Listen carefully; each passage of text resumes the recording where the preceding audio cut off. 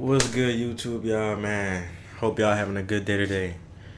Today, man, I'm gonna be reacting to Kobe versus LeBron, the NBA Finals that never was.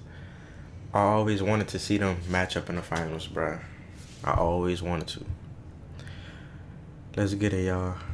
Kobe or LeBron? You were a fan of one or you were a fan of the other. Just like all player rivalries in sports, from Magic versus Bird to Brady versus Manning or Ronaldo versus Messi, you had to pick a side. On one hand, you had Kobe Bryant, the Black Mamba, a three-time champion with the Lakers, one of the greatest scorers in NBA history, and one of the most clutch players in NBA history. On the other hand was LeBron James, the King, the most hyped high school prospect in sports history who somehow was exceeding expectations. Regardless of what side you were on, if you watched the NBA from 2007 to 2013, you wanted to see these guys. I was on Kobe's side, y'all. They were the two best players in the league by far. One was the established champion, having already climbed the mountain. The other was the up-and-comer, still seeking his first taste of glory. It was quite literally supposed to be the finals matchup of our generation, and one we all thought we'd see plenty of times. So why didn't it happen even once?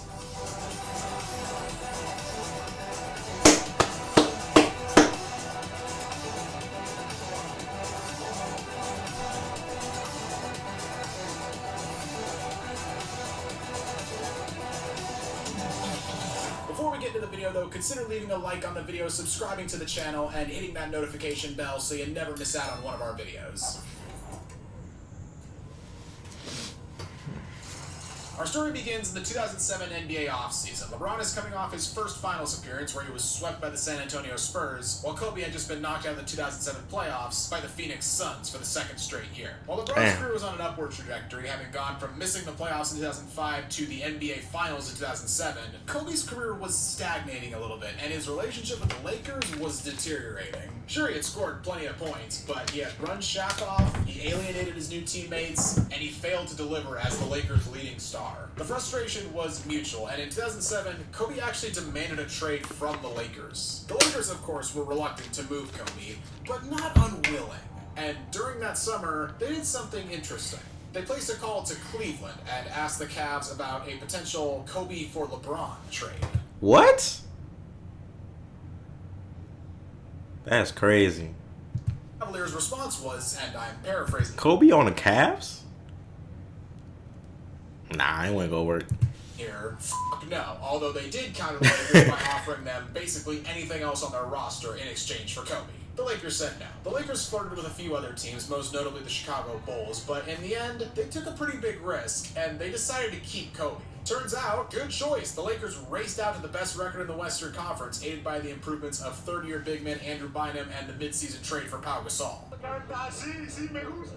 Kobe won league MVP, and with his improved supporting cast, the Lakers dispatched the Nuggets, Jazz, and Spurs on their way to the NBA Finals, losing only 3 games in the process. LeBron's Cavs, on the other hand, well, now it was their turn to stagnate. The Cavs, like they'd been in years prior, were a one-man show on offense, with LeBron averaging 30 and no other Cavalier averaging even half that. To improve their scoring troubles, the Cavs sent out their third and fourth leading scorers, Larry Hughes and Drew Gooden. In exchange, they received Wally Szczerbiak, Delonte West, and offensive juggernaut Ben Wallace. Both Szczerbiak and West averaged less points than Hughes and Gooden did, and while Wallace was still serviceable on defense, he was far removed from his glory days in Detroit. The Cavs regressed to a 45-37 record, and after dispatching the Wizards in the first round for a third consecutive year, they matched up against the Big Three Boston Celtics. Despite the Celtics winning 21 more games than the Cavs in the regular season, the series was incredibly competitive, including one of the greatest dunks of LeBron's career in Game 4. All-time great call, too.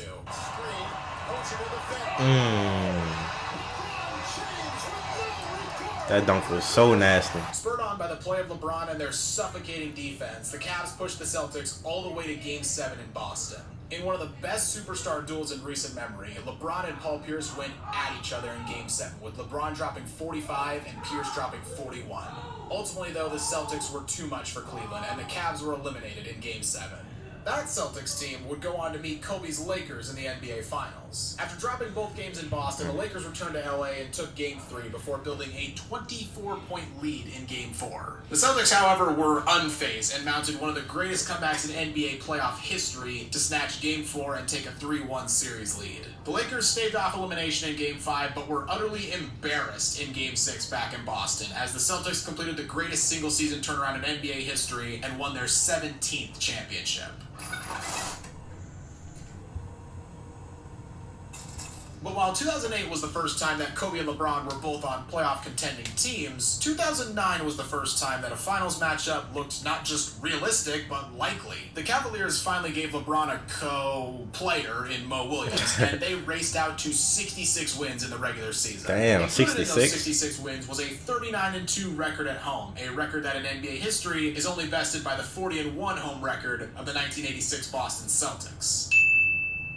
By the way, if you're curious what those two losses were, one of them was the last game of the season against Philadelphia when they rested LeBron, and the other one was against the Lakers. Speaking of the Lakers, they basically ran back the same roster as the year prior, now with a full season of Pau Gasol, and with Andrew Bynum being healthier, they racked up 65 wins. Also worth pointing out that during this season, Nike began running their MV Puppets commercials, featuring puppets of Kobe and LeBron living together and all the hijinks that ensues. Why do we live together? These were, and I think this is something that we can all agree on, the greatest sports commercials ever produced. There have been some great sports commercials, don't get me wrong, but these are just on another level. Hello?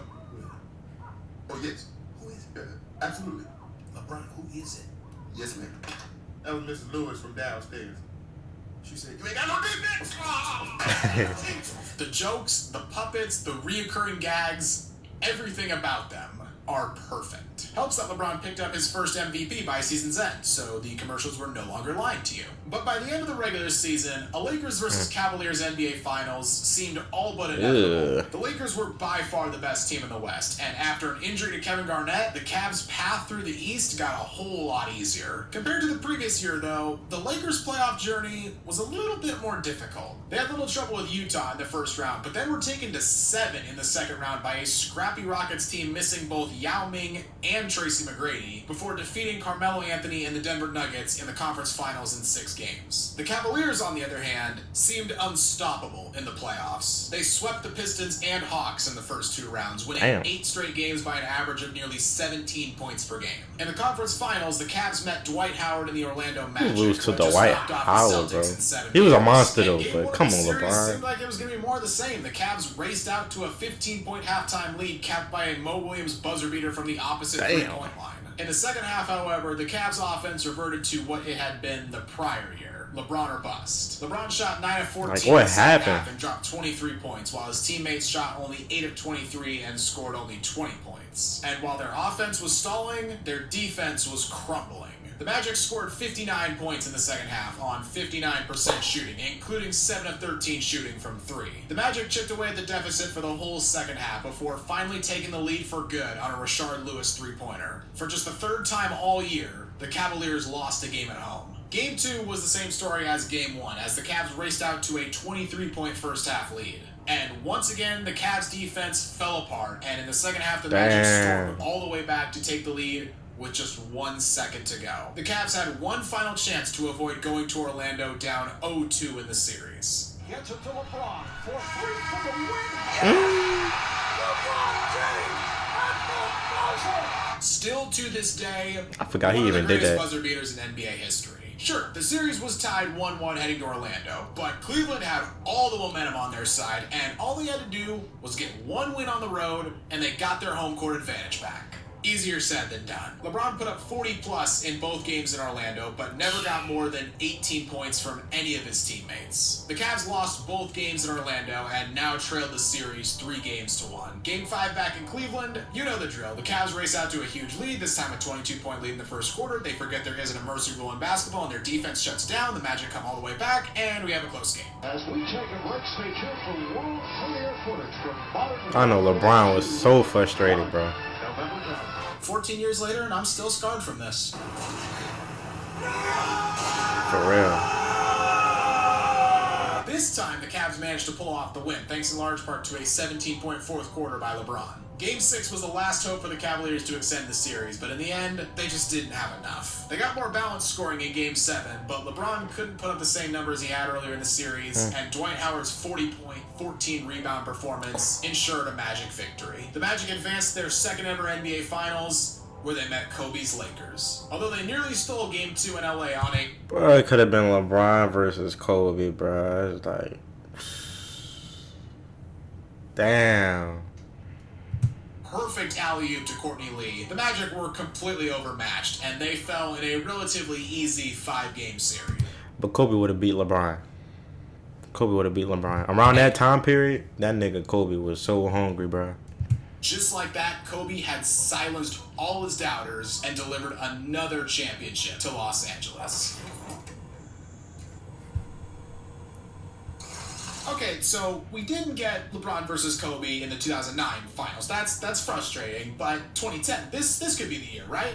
Come on, this is the year. The Lakers were coming off their championship, and they only got stronger, adding Ron Artest in free agency. The Cavaliers, well, with LeBron a year away from free agency and rumors that he may entertain leaving, the Cavs pushed all their chips to the center, and they traded for 37-year-old Shaq. They also traded for Antoine Jameson at midseason, giving out basically nothing, although rumors persist that they could have had Amari Stoudemire if they were willing to include J.J. Hickson in the package. They were not. This season also saw the first of several Kobe-LeBron matchups on Christmas, with the first round going to LeBron. Pretty decisively, might I add. Both the Lakers and Cavs ran through the league again, locking up the top seeds in their conferences for a second straight year, with LeBron also picking up his second straight MVP award. The Lakers knocked off the upstart Thunder in the first round and swept the Jazz in round 2. God, poor Utah, 3 straight years getting knocked out by the Lakers. In the conference finals, Phoenix put up a good fight, but Kobe and co were too much, and the Lakers advanced to their 3rd straight NBA Finals. LeBron's Cavs? Right. They had no trouble with Chicago in round 1. But in round 2, they met the Celtics again. They split the first 2 games in Cleveland. The Cavs took game 1 but got smacked in game 2. The Cavs then struck back with a dominant Game 3 win, led by a LeBron masterclass. The rest of the series was less good for the Cavs. Rondo led the Celtics to a Game 4 win with a ridiculous 29-point, 13-assist, 18-rebound triple-double. Game 5 back in Cleveland was, up to this point, the worst moment of LeBron's career because, fun fact, it got worse. The Cavs were dominated by the Celtics, and LeBron played horribly, scoring only 15 points on 3 of 14 shooting. Back in Boston for Game 6, the Cavs actually led the Celtics 54-51 in the 3rd quarter, but a 16-4 run put the Celtics up for good. The Celtics knocked off the Cavs for the 2nd time in 3 years, and LeBron had to watch as Kobe defeated those same Celtics in the NBA Finals. This time, the Lakers held home court advantage, and after a hard-fought 7-game series, including an incredible Game 7, the Lakers prevailed, giving Kobe his 2nd consecutive championship.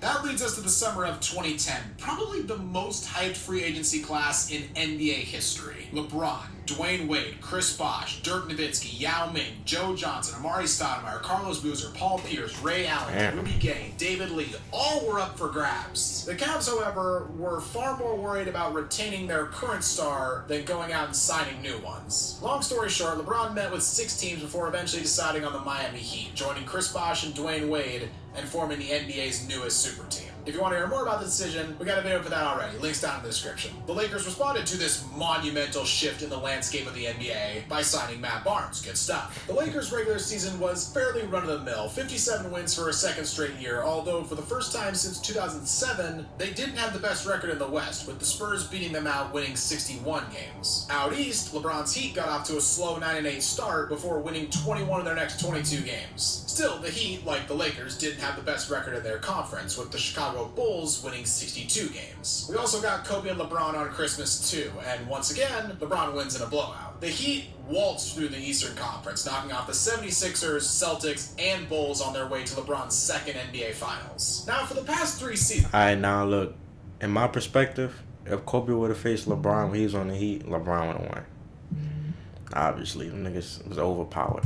It was LeBron who wasn't holding up his side of the deal, so of course now it was Kobe's turn. The Lakers beat the Hornets in round 1, but shockingly got swept in round 2 by the Dallas Mavericks, including being absolutely obliterated. I don't know what was going on with the Mavs, bro. They were beating everybody in the playoffs. Game 4, in Phil Jackson's last game as Lakers coach. Kobe was excellent in Game 1 when he dropped 36, but he was pretty awful the rest of the series, and he could only watch as the Mavericks rained in 23s in Game 4. The Mavericks eventually finished up the greatest championship run in NBA history when they knocked off Miami in the new worst moment of LeBron's career. I'm glad Dirk got him one though. For sure.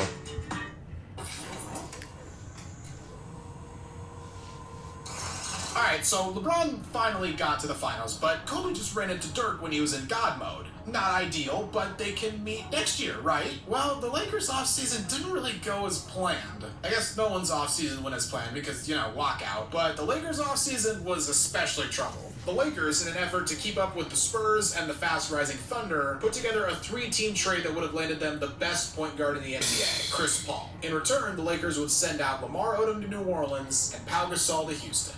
One problem. The NBA technically owned the Hornets at the time, and by the way, Crazy. the league owning one of their own teams, just all sorts of conflicts of interest right there. Anyway, David Stern, who was acting as Hornets president of basketball operations, vetoed the trade for quote-unquote basketball reasons. Apparently, the NBA felt the trade would have made the Hornets a playoff team, but not a contender, which they felt would be less attractive to a potential new owner. Dumb logic to me, but I guess that's why I don't own an NBA team. Odom apparently felt disrespected by the attempt to trade him, and he demanded a trade away from the Lakers, getting his wish only 3 days later when he was sent to Dallas in exchange for a first-round pick and a trade exception. The Heat's offseason, if you ignore the crushing media scrutiny for losing to the Mavericks, was much calmer. They ran it back with basically the same roster, although they did pick up Shane Battier in free agency. The Heat had a solid regular season, winning 46 games, although yet again they weren't the top seed in the East, with the Bulls beating them out by 4 games, although LeBron did pick up MVP number 3. The Lakers, well, their regular season was a little bit tougher. The Lakers hovered around the middle of the playoff pack into March, before settling into the 3rd seed behind San Antonio and Oklahoma City. In round 1, the Lakers faced off against the Denver Nuggets in their first full season without Carmelo Anthony. Or not full season. I don't know, first season he was on the roster from beginning to end. The Lakers took a 3-1 lead, but they let the Nuggets hang around, and eventually they got pushed to 7 games. The Lakers looked vulnerable in this series, and in the second round, they faced the Oklahoma City Thunder, a team that they had just defeated in the first round only 2 years prior. But this was a different Thunder team. They took Game 1 at home by 29 and then roared back from a 7-point deficit with 2 minutes to go to win Game 2 as well. The Lakers got back in the series with a Game 3 win, but in Game 4, the Lakers melted. They led by 13 with 8 minutes to go, but were outscored 25-9 the rest of the way, and the Thunder took a 3-1 lead heading back to Oklahoma City. Despite 42 from Kobe in Game 5, the Lakers stood no chance against that Thunder team in front of that crowd, and they went out in the second round for the 2nd consecutive year. Miami's playoff run was also not without its bumps. The Heat beat New York in round 1 before defeating Indiana in a hard-fought 6-game series in round 2.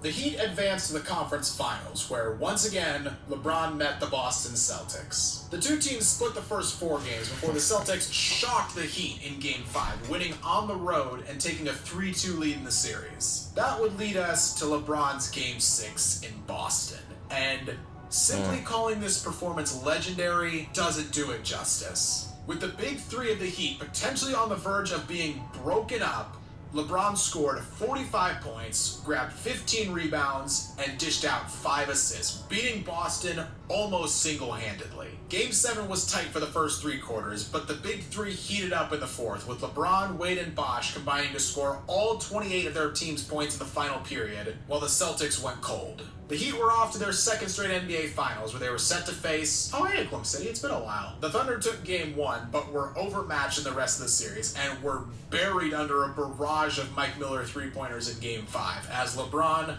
finally captured his first championship.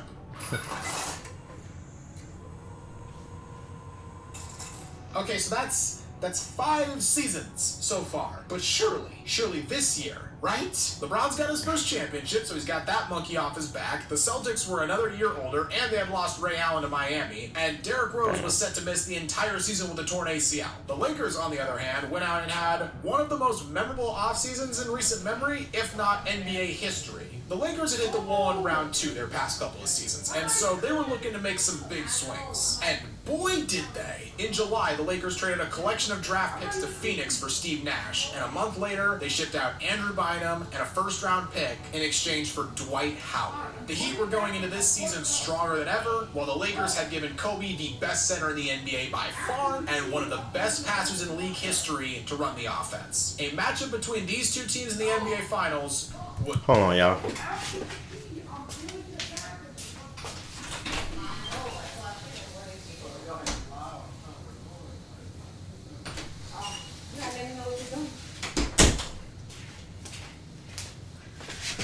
Sorry about that, y'all. all but guaranteed. And then they started playing the games. Okay, look, the Heat, they held up their end of the bargain. They roared off to 66 wins, including that incredible 27-game winning streak, and LeBron picked up his 4th MVP. The Lakers... yikes. They got off to a 1-4 start before firing head coach Mike Brown. Always a positive sign when you fire a coach 5 games into a season. The Lakers originally contacted Phil Jackson about the opening, but when he asked for 2 days to consider it, the Lakers just said, fuck him, and they continued their search. In the end, they swapped out one Mike for another, bringing in former Suns coach Mike D'Antoni. Maybe this is a hot take, but this was one of the worst hires in NBA history. Not because D'Antoni's a bad coach, because he's not. It's just his style did not fit this team at all. Let's take a quick look at this roster. 34-year-old Kobe, 32-year-old Pau Gasol, 38-year-old Steve Nash, 33-year-old Ron Artest, 36-year-old Antoine Jameson, 32-year-old Steve Blake. Oh, Dwight Howard was only 27, but he was also coming off serious back surgery. The last thing this team needed to do was to run an up-tempo, fast break-oriented offense where they're encouraged to shoot within 7 seconds. The Lakers continued to struggle even after the coaching change because while their offense did get a little better, they still had a whole bunch of other problems. Gasol and Nash were in and out of the lineups with injuries. Dwight and Gasol struggled to gel. The team seriously lacked shooters, and 34-year-old Kobe Bryant was second in the NBA in minutes played per game, trailing only Luol Deng. The Lakers got a little better as the season went on, but their championship hopes took a killing blow on April 12th in their Kobe third last game good of season. the year when Kobe tore his Achilles tendon driving to the basket. Still, the Lakers made the playoffs only to be unceremoniously swept by the Spurs in the first round. The Heat, on the other hand, had little issue with the Bucks or Bulls in rounds 1 and 2 before knocking off the Pacers in 7 in the conference finals and playing an all-time great NBA finals against the Spurs, including arguably the greatest game in NBA history in Game 6, beating them in 7 to repeat as champions. And it was at this point that the chance to see a Kobe-LeBron NBA Finals ended for good. LeBron was still the best player in the world, but Kobe missed almost the entire next season with injuries, and even when he returned in 2015, he wasn't the same player. Couple that with the Lakers' complete inability to surround Kobe with even some semblance of a supporting cast, and it was over. A rivalry that was built up by fans, by media, by the league itself. Hell, they made commercials about it, and we never got to see it in the finals even once. But why? Honestly, and this might just be the most unfortunate part, this kind of seems like bad luck. Hammond? Yes, ma'am. Nay, bad luck. From 2007 to 2014, either Kobe or LeBron made the finals. 3 times for Kobe, 5 times for LeBron. And yet they missed each other every single time. When Kobe ruled the Western Conference, LeBron was still by himself in Cleveland. When LeBron moved on to Miami and ruled the East, new powers had supplanted the Lakers in the West. This was supposed to be the rivalry that defined a generation. These two were supposed to do battle in the finals year after year after year. Instead, it's the greatest missed opportunity in NBA history. That's the video, guys. How will you remember the Kobe-LeBron rivalry? I'd love to hear your thoughts in the comments down below. If you enjoyed the video, why not hit that like? For real though, bro. And that still frustrates me to this day. But it was a good video, y'all, man. I'm gonna mess with y'all another time, man. Have a good day. Stay positive. See y'all soon.